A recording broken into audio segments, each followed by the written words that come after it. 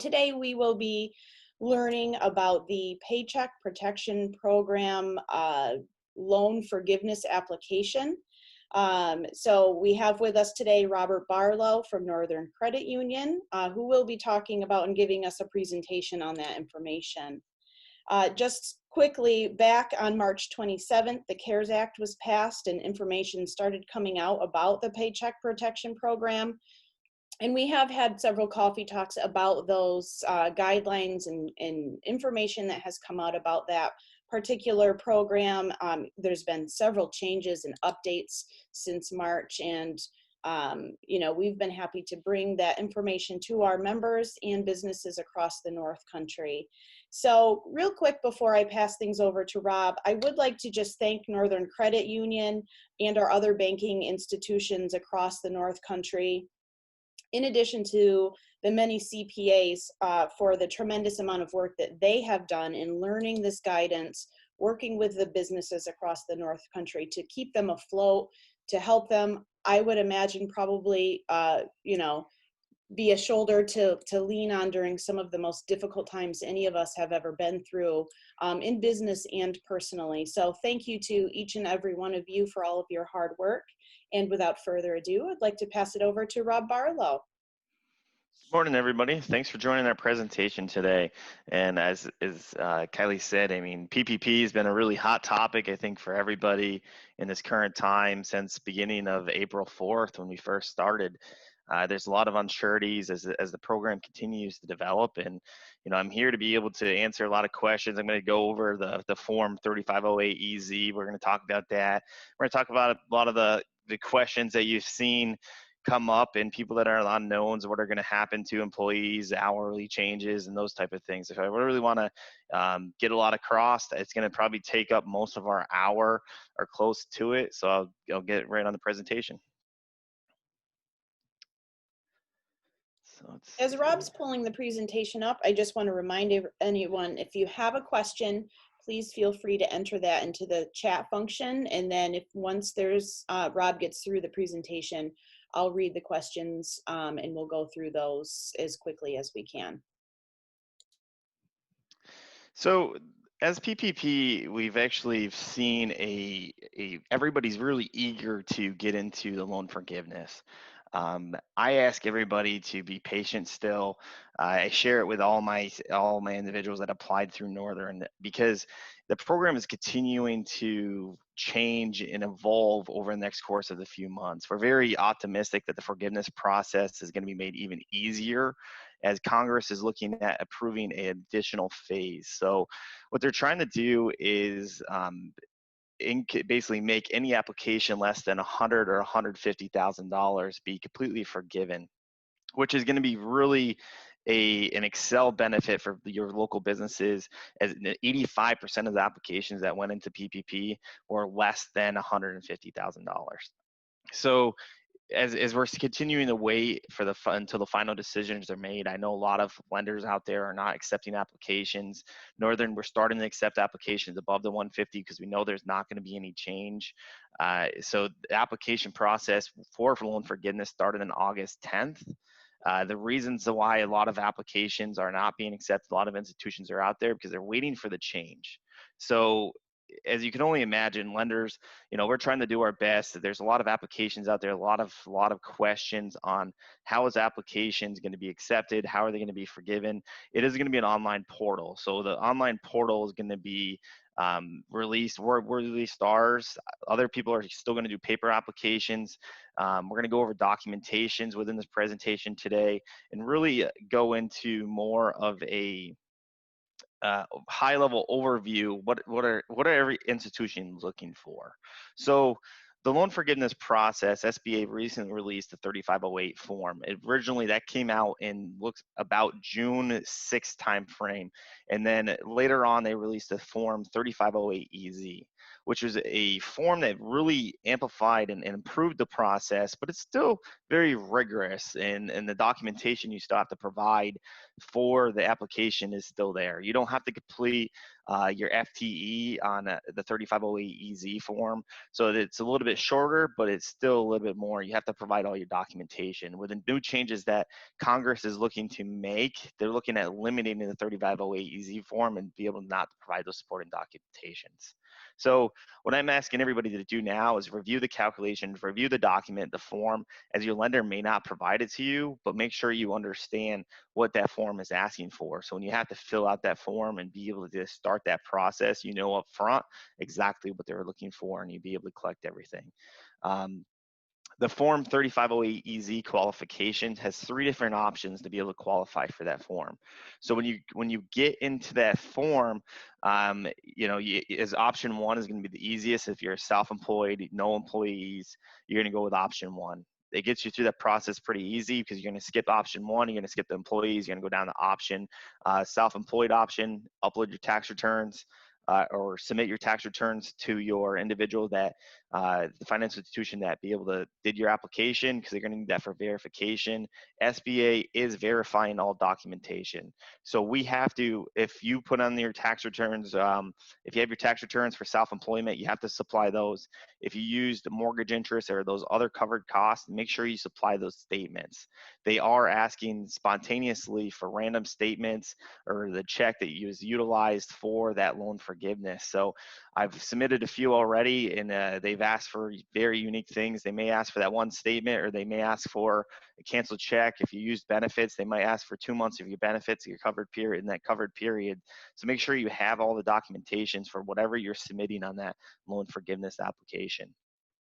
Most businesses are going to be going, we're going to skip option 2 because most businesses are going to go to option 3 right away, because most businesses have not seen no reduction in salary or wages of employees of 25% during the cover period.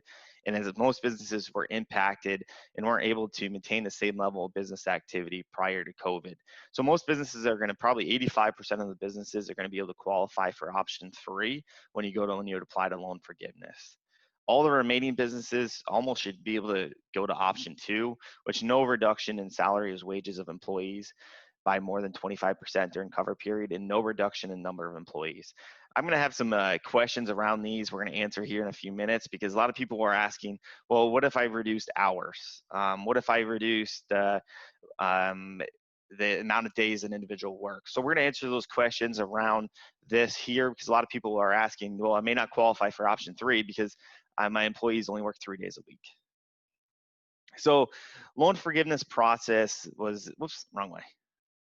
So the general loan forgiveness is going to be looked at for payroll costs, so at least 60% of expenses, rent, leases, and payments, utility payments, and mortgage interest. So originally, when most individuals applied back previously before June 6th, was an 8-week cover period. So now you have, if you applied previous to that date, you have the option to elect to stay in the 8 weeks, or you can switch to the 24-week cover period, which is fantastic. Going to that 24-week cover period really helped a lot of businesses that weren't able to open in May be able to utilize those funds and continue to use those funds and be able to help their business operations through the difficult times.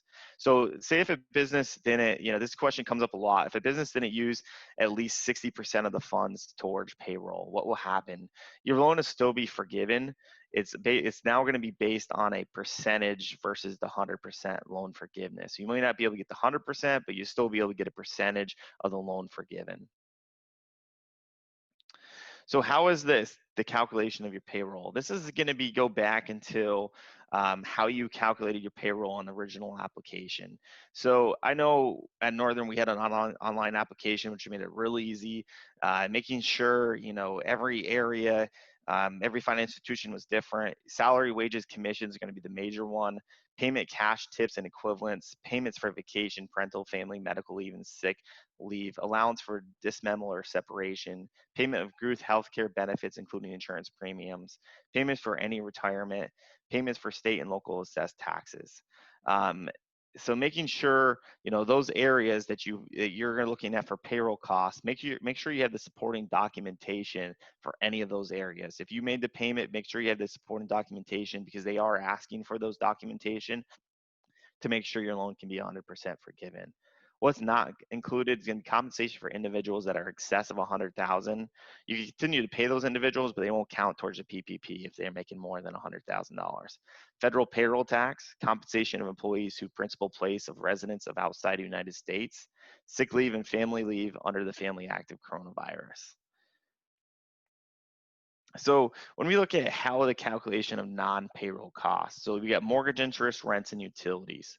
When we look at mortgage interest, payments on the mortgage interest, not including any of the prepayment or payment of the principal that occurred prior to February 15th of 2020. So if you had a mortgage that was set up on March 1st, that does not qualify. So make sure that mortgage is previously, same thing with rents, that rent has to be in full and force prior to February 15th of 2020.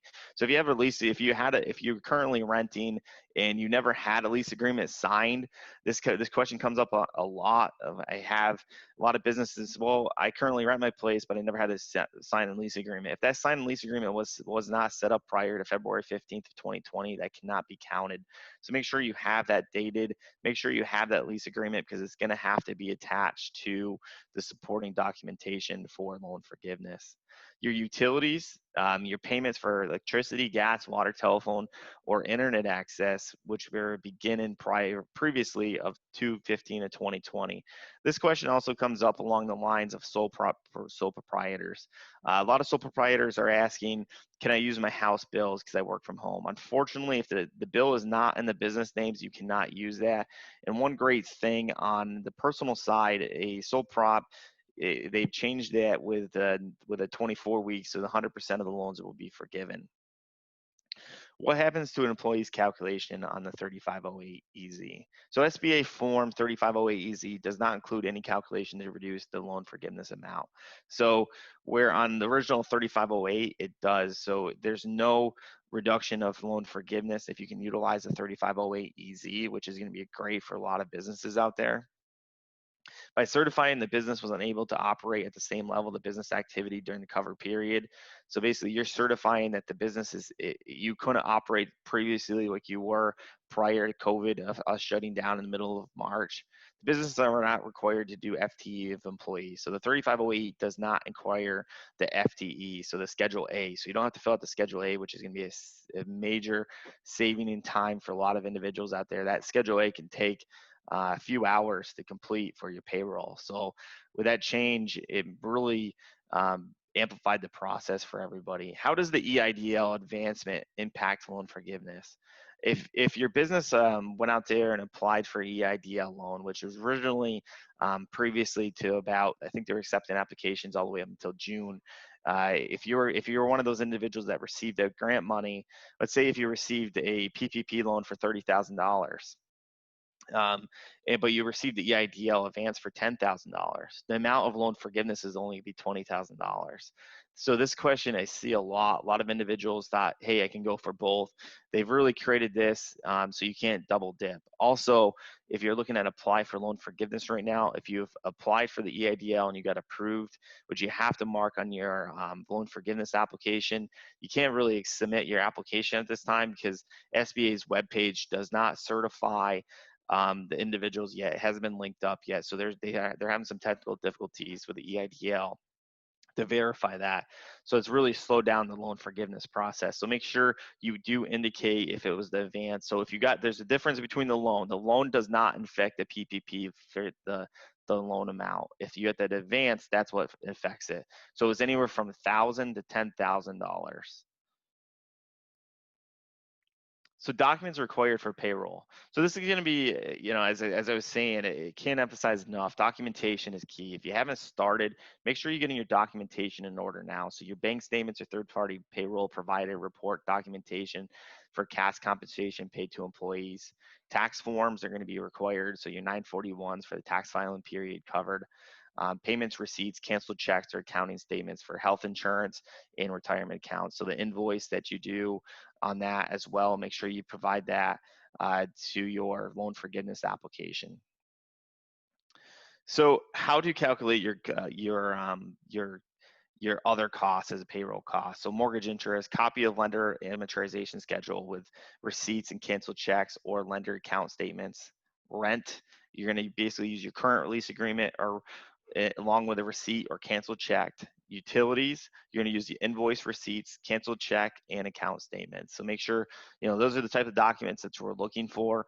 If you do have that if you have that on your documentation as so say a cell phone bill, make sure you have that copy of the check and the copy of the invoice. If you have your gas, let's say Liberty Services up here in St. Lawrence County, they're going to be your Enbridge Services. They're going to be your gas company. Make sure you provide the statement and your invoice and your canceled check. What if my loan is not forgiven 100%? So I've been seeing this quite often with SBA coming in the loan forgiveness. I've been seeing them sometimes counter if all the documentation isn't if it isn't there. So what will happen is you'll be required to pay all the accrued interest at the 1%. So say if your loan was $10,000 and you got $9,000 forgiven, that $1,000 you would have to pay the accrued interest at the 1%. That is an SBA requirement. Your interest rate shouldn't be higher than 1%. The deferral period has been extended, so no payments until the loan forgiveness is determined. So this is where a lot of, I think, institutions are like, well, now our payments have changed. That's why they really haven't submitted the loan forgiveness application. I know a lot of individuals are probably just starting to get bills in the mail because it is a loan. It won't be forgiven until your loan forgiveness amount is determined. So you may be getting the bill in the mail, but do know that that loan would be deferred until your first payment. So if you're getting that bill in the mail, don't stress. Make sure you understand that they can't charge you a payment until your loan forgiveness has been determined. SBA allows for extension of maturity from 2 years to 5 years. I know a lot of lenders haven't made this change because it's going to be very rigorous and be able to change everybody's loans. So I know we haven't changed anybody until loan forgiveness is determined. So if you originally applied previously before June 6th, you were on a 2-year maturity. If you applied after that, you went to a 5-year maturity. So that may change depending on the lender to lender. So I can't answer that based on your lender, but I do know here in Northern, we're not making any changes until loan forgiveness is determined. How to maximize your loan forgiveness amount. So make sure your financial institutions are your lenders. We're here to make sure we assist you through the rules, getting the process of your loan forgiveness applications. It's really tough for us to be able to provide you with recommendations for loan forgiveness. So I'd highly recommend speak with your accountant, your attorney, business advisors. Seek assistance from the small business developing centers.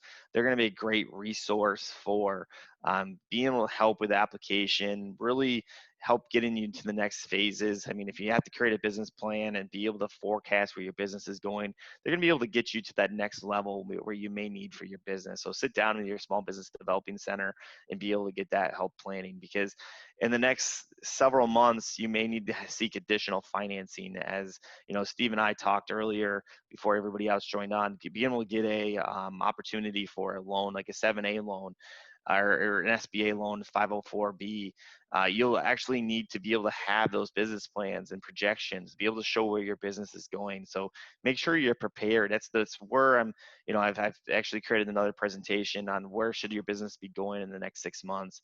Make sure you're strategically planning and how your business is going to be developing and where you want to be. So when you come to a letter, you're prepared of having your P&Ls, your balance sheets, your financial projections, and how we are going to understand what your business is going to look like after COVID and where is it going to look like for the next year.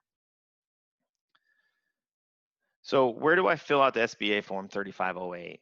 So the 3508 form is going to be submitted through the institution that you apply to. So you can't go to another institution and look at applying for 3508. So you do have to wait for your institution that you applied through. I know a lot of institutions are trying to really enhance their process and pick up a online application. I know community banks just just started an online application. You might have submitted a paper application originally. They're going to an online application. I heard Watertown Savings and Loans is going to be the same thing. Again, I don't know many of the processes. I'm only hearing rumors from other individuals when they talk. Um, so make sure you talk to your financial institutions, as everybody's ways of submitting that online application is going to be different for the 3508. What documentations as part of the loan and forgiveness application? So everybody's gonna be required to complete a 3508. It's gonna be the 3508 or the 3508 EZ, the online. So our process is gonna be online. So if it's gonna be online, it's gonna be a really smooth process because it's gonna be submitted directly to the SBA once you submit it. So it makes a really enhanced process. It's not gonna be a waited time. We do have to review all the documentation. So make sure you supply any documentation that you've put on your loan on that for loan forgiveness application for covered costs. Make sure it is required that you provide all supporting docs. So anything that you submit on there, make sure you provide that documentation. Do we use the employee's net or gross pay when applying for loan forgiveness? The calculation is the same as it is for original application. And it is a gross can be utilized the calculation of employee's payroll. The maximum forgiveness amount per an employee is $46,154, which is an annualized figure of $100,000. The original amount, if we went to the 8 weeks, was only $20,833. So when we switched over to the 24 weeks, it was a really nice help for a lot of businesses out there to be able to continue to utilize those funds. Is a reduction in hours per week considered a reduction in salary? No, a reduction in salary means a reduction in the employee's hourly rate. Working few hours is not considered a reduction in salary. So when you go back to remember that earlier on in this presentation, we talked about the 3508 EZ form. A reduction in hours does not mean a reduction in salary. So you still be able to use option 3 or option 2. Is loan forgiveness impact if payroll costs go down during the 24-week period due to the number of current payroll hours? So again, this is similar to the other question, but no, loan forgiveness is no only impacts if there is more than 25% of reduction of employees' hourly rate. So if you didn't decrease their hourly rate, it won't affect them. Working few hours is not considered a reduction in salary and will not impact loan forgiveness.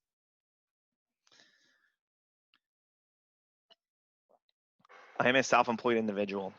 What documentations do I need to provide and prove that I have been paying myself to account for 60% of the payroll? Absolutely, there's absolutely none. So you don't have to be able to provide any documentation besides your 2019 federal tax returns. So you don't have to be able to provide any checks. You don't have to prove where any money went. So a self-employed individual is going to have it real easy. I know in the beginning they're like, how do we get to the whole 100%? So with the new changes, you get 100% of the loan forgiven as long as if it matches your 2019 federal tax returns through owner compensation. How does the economical injury disease loan, the EIDL, advance impact my loan forgiveness? I was told this would not have to be repaid. That is correct. The SBA advance does not have to be repaid. However, SBA does not allow borrowers to double dip. And obtaining the grant as part of the EIDL advance program and receiving the full grant as part of the loan forgiveness, you obtain the EIDL advance. SBA will automatically deduct this from your loan forgiveness amount. This will result in the amount remaining as the loan with repayment required. This can be repaid in monthly installments or prepayment in full at any time. So even though it's not made to be repaid, you can't also double dip. So making sure, we talked about this earlier, to make sure if you did get that grant, set the money aside, because then it will have to be repaid as the PPP, because the PPP does have to be repaid if it's not 100% forgiven. If you make it to your PPP loan amount prior to 24 weeks, can you submit your application previously to the ending of the 24 weeks? Yes, you can. You can submit your application anytime, as long as if you have all the required documentation. Again, a lot of financial institutions are out there not currently accepting applications. So there's very few that I do know that are accepting applications. So make sure you talk to your lender. If you need help, I'm more than grateful to help and answer any questions as well. And be able to get you through the process. What happens if I don't meet the minimum payroll threshold of the 60%? So if you don't meet the minimal threshold, are you still available? Even if you don't reach a 60% requirement, you still are eligible for loan forgiveness. So we kind of went over the similar scenario. So let's say your loan amount was 100,000, but you only spent 54,000 on payroll, which is 54%, not reaching the required 60% threshold. You would still be able to obtain loan forgiveness of 54% spent on the payroll, plus you would be able to obtain forgiveness up to 36,000 on non-payroll costs. So it's 56% divided by 40, which equals 90, and 40% times 90% equals 36. This brings your total eligible amount loan forgiveness to 90,000. So basically, on this scenario here, you'd have a $10,000 that would go into repayment, which would be at the 1%. So again, if you haven't met the threshold, but they really tried to push that 24 weeks out so everybody can meet that threshold. So if you have any questions along this, please reach out. We can figure out the best scenarios for you as well. I'm a self-employed individual. How do I calculate my owner compensation? So the owner compensation is going to be based on your 2019 payroll, maybe your Schedule C's, line 31. What you're going to do is take that divided by 12 and times it by 2.5. Also, if you're a it's going to be the same scenario if you're a DBA. You're going to use this same exact option. You're going to take your 2019 federal tax return, take your lines on your Schedule C, line 31, or your K1 divided by 12 and times it by 2.5. My partner and I are 50% shareholders in an S Corp. Can we pay ourselves from the PPP? Shareholders of corporations must be paid through payroll. The compensation can be distribution or dividends. The maximum an owner can receive as forgiveness is $20,833 per the SBA loan guidance. So that's all I have. We can see if there's any questions. Thank you for joining today's presentation. I hope everybody's businesses are recovering strong, and as we continue to come out of the COVID and really back into trying to ramp up, get all our employees back, and making sure we can continue to be where we were at previously COVID. If you guys have any questions, you can send me an email. I do monitor that email pretty much 24 hours unless I'm sleeping at midnight till early morning. So if you can send an email to dlppp@mynorthern.com, I'll get those questions answered if you guys have any questions and be able to get those answered for you.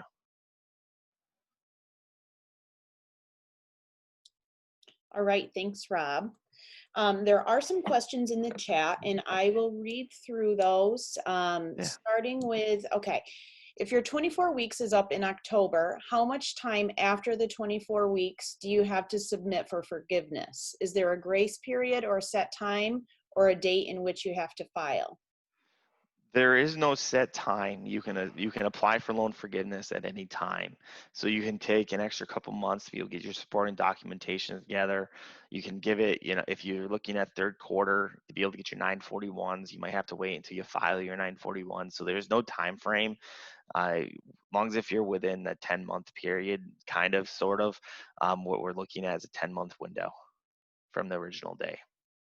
Okay, great. Our next question is from Jason. Line 8 on the 3508 EZ says to enter the smallest of lines 5, 6, and 7 as the forgiveness amount. However, that would only be line 7, as 7 asks for only 60% of payroll costs. Can you explain that? Shouldn't the forgiveness amount be the full amount if line 5 is more than line 6? So I think on your scenario, Jason, I can actually maybe after this webinar, maybe I can look at what you're looking at, be able to help you out if you want to reach out to me, and we can be able to get that completed. It's just those questions come up a lot, and there might be a miscalculations. I worked with a CPA. There was an issue with up above on the form where there was an issue on it. So if you want to reach out to me, I can be able to get that answered. It's just hard to answer it without seeing what your form is, so I don't want to give you an incorrect answer. Great. I'm just typing in the email address to connect with you so they can schedule an appointment to speak with you about that. It should still be up on the screen as well, the dlppp@mynorthern.com. Okay. So we do have some requests coming in for the slides. Now, I don't know, Rob, if that's something that you would like to share, but this will also be available. The recording will be available on the Chamber's website. So if we can't get those slides out directly to everyone, we can go through, you can go back and watch this and pause it and take down the information. Yeah, Kylie, I can forward you the slides, and anybody that asks for them, you can, if they want to send them out, you can. It'd Oh, be great. fantastic. That would be great. So I'll send a follow-up email to everyone on the call today with the slides. We have another question. If we were originally approved for the 8 weeks, did we need to do anything to extend to the 24 weeks? So that comes down to the loan forgiveness application. You do not have to do anything. You do not have to contact your lender. That will be automatically chosen when you apply for loan forgiveness. You have the option to select the 8 weeks or the 24-week period. All right, great. So we are getting close to wrapping up here. Does anyone else have any questions before we close out for the day? Rob, do you have any closing thoughts on PPP in general, or Yeah. specifically about the loan forgiveness? I mean, I can't stress to everybody, don't stress. As I said earlier, just relax. I mean, the process, I know a lot of people are feeling really eager. They feel a lot of stress in this loan forgiveness as we continue to wait. Lenders aren't currently accepting applications, so I hear that a lot. So just be patient as lenders continue to improve their processes. I know a lot of lenders are out there trying to get their online applications, really help out everybody as a borrower and making sure they can effectively get these applications in. Timelines, we have 30 days to submit these applications to SBA. So we got to make sure as a lender that we can be able to get these applications in, reviewed as fast as we can, and then get them submitted to SBA, which is taking up to about 90 days before we see an answer on loan forgiveness. So even if you submitted your application today, you may not know if your loan's even forgiven for up to another course of 3 to 4 months. So just know that no lenders are trying to work as hard as they can. I know a lot of lenders like myself, I've been working 20, 22-hour days. So I can't, be patient. We're here to help you guys out. We're trying to get everybody in and get you guys all submitted and get you the maximum amount of loan forgiveness. All right, great. Thanks, Rob. We do have some other questions that have come in. If my payroll amount is more than the loan, do I need to submit any other receipts?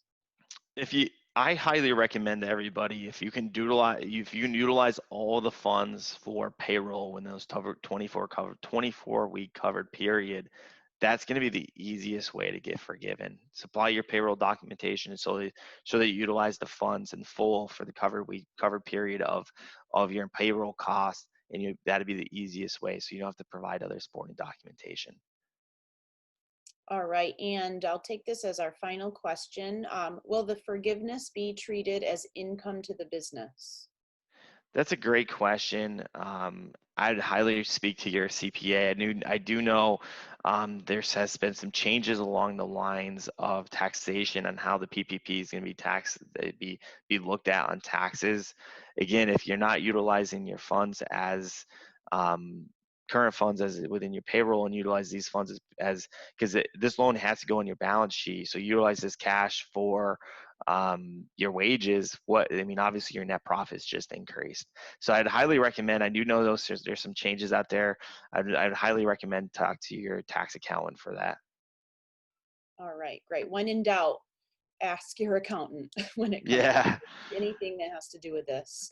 with Well, thank taxes for you. sure. Yeah, absolutely. Well, thank you so much, Rob, for joining us this morning. Again, the email is up on the screen. If anyone wants to jot that down, I also included that in our chat function. I also added in the chat the information to the Watertown Small Business Development Center. They're a huge asset to the region. They can help with your business plans, any questions you might have with that, and that's a free resource to the business community. So make sure if you have any questions about, the SBA programs and all that good stuff, you reach out to them.